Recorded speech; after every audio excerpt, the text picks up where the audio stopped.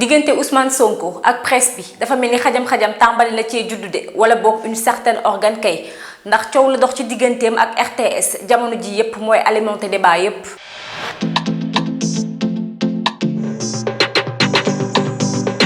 Il a suffi de quelques minutes rek pour que la vidéo devienne virale Ousmane Sonko ñu wane ko muy rejeter micro wu RTS ca campagne ba mu doon amal ca Tivaouane vidéo bi wër àdduna ku ci nekk am ci sa interprétation. mbokki Tivaouane asalaamaaleykum.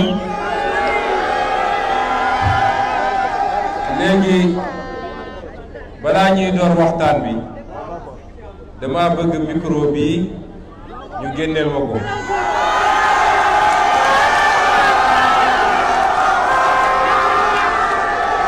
bile vidéo nag choqué nañu bëri amaana waaye la mu ca jublu moom Ousmane Sonko nee na mooy ñaawlu doxalinu këru liggéeyukaay bii di RTS te ñëpp di ci teg seen bët. RTS mooy télé boo xam ne suñu impôt moo koy financé ñun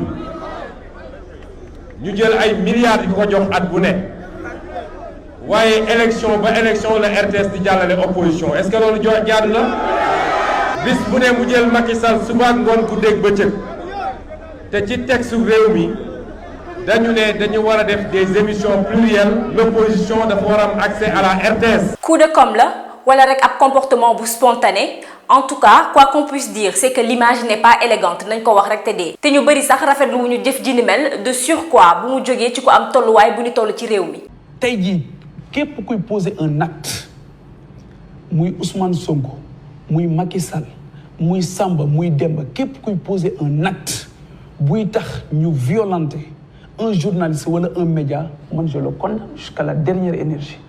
Comme je condamne aussi média bo xamanteni amul média bo xamanteni nit warna fa subir ben ñu ne la duñ la ko tijjil wala nangam. C'est un mal pour un bien, pourrait-on dire. waaye lu ci mënti am rek permettre na ñu poser les vrais débats sur cette question. RTS ak yeneen i médias publics yi ci réew mi ndax ñu ngi tëddee jaaxanaay comme ni mu leen waree. li am RTS c'est inadmissible. RTS dafa war a am équilibre ndey ji seex la war a tëddee.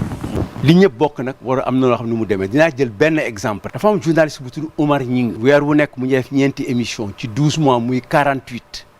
nga multiplier ko par 10 muy 480 émissions ñaari opposition jaaruñu fi Pape loolu rek day jar na sànni micro. politique de gestion RTS nag c'est devenu un secret de polichinelle mooy organe bi nga xamante ni c'est réservé exclusivement pour la communication du gouvernement te ña nekk ca bopp yi tamit des personnes très colorées politiquement te nëbbuñu ko kenn. problème bi man du waa travailleurs yi nekk RTS du ñoom lay reprocher dara. c'est important. mais c'est l'orientation politique. bi état bi jox RTS moo baaxul. RTS ñëpp a ko bokk. mënul nekk le pravda du régime de n'importe quel régime muy Senghor Abdou Diouf ba ci Abdoulaye Wade. te la RTS damay wax ne day xarum démocratie mu nangu la weesu mbote. et ça dafa war a doy. jéego yi mu taxawaay bi mu war a taxaw ci pluralisme démocratique. li ni mel nag tàmbaliwul ci Macky Sall ak Racine Talla de c'est au-delà te ñi fi jot a jaar ñëpp parvenir ñu à régler cette situation. un vrai paradoxe nag ndax ñoom ñëpp bi ñuy nekk ci opposition bi décrier nañu nii RTS di liggéeyee. waaye bi ñu jëlee nguur gi c'est devenu pire. nekk na nag loo xamante ni c'est le moment ou jamais de changer les donnes li ci doy waar kay mooy ñun ay propositions yu concrètes la ñu doon xaar de la part des politiques pour arriver rek à réguler totalement le secteur de la presse. au-delà sax de la RTS waaye pas des stigmatisations yoo xamante ni ça peut coûter cher à ñiy liggéeyee ci boobile organe muy état di opposition ku ci nekk rek da ngay utiliser la presse à ta guise suñu la waxee lu la neex nga ni gongo su la arrangé wu li tamit nga ni presse corrompue la et malheureusement la presse reste impuissante face à ce jeu manipulation bi nga xamante ni politique yi ñu ngi koy def jëmale ko ci médias yi tax na léeg-léeg journalistes yi seen sécurité day sooxe lool gis nañu li fi xew récemment ci mars 2021 bi ñu taal ay autoconfrères ca RFM attaques yi tamit Soleil waaye tam yeneen i attaques yu incendiaires ci yeneen i presse waaye tax day tamit ñuy décrédibiliser presse bi chaque jour un peu plus li jar a leeral kay mooy